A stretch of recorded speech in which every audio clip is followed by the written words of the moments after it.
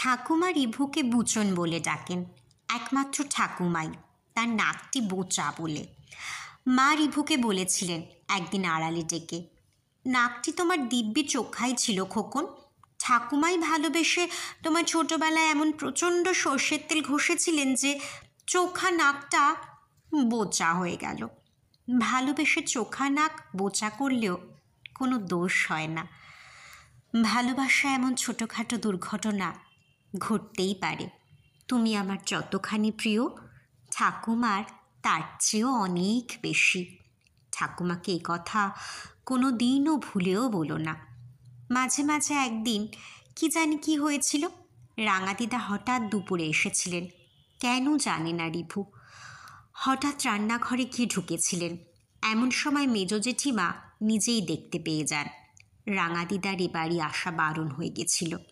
তার আগে কী সব মনোমালিন্য খুঁটিনাটি রিভু জানে না, জানতেও চায় না, জানার কথাও নয়। জেঠিমা রাঙাদিদাকে দেখতে পাওয়ার পরই এ বাড়ির সব মহিলার বড় বাড়ির মস্ত বাঁধানো উঠোন পেরিয়ে এক সারিতে হাত পাকা হাতে করে রান্নাঘরের দিকে গেছিলেন। সেই ছবিটি রিভুর চোখে চিরদিনের জন্য আঁকা রয়ে গেছে। সেই দুপুরবেলার নিষ্ঠুর মুখগুলির কথা এবং রাঙাদিদার আতঙ্কিত চিৎকারের কথা কখনো বোধহয় ভুলতে পারবে নাও। কি হয়েছিল? রাঙাদিদার কি অপরাধ ছিল? এখানে আসতে বারণ থাকা সত্ত্বেও কেনই বা তিনি এসেছিলেন, তার কিছুইও জানে না।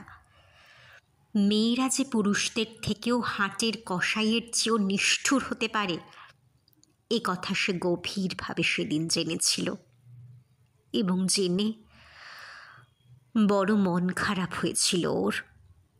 তার নিজের মাকে দেখে মায়ের জাত সম্বন্ধে মস্ত বড় এক ধারণা গড়ে নিয়েছিল রিভু।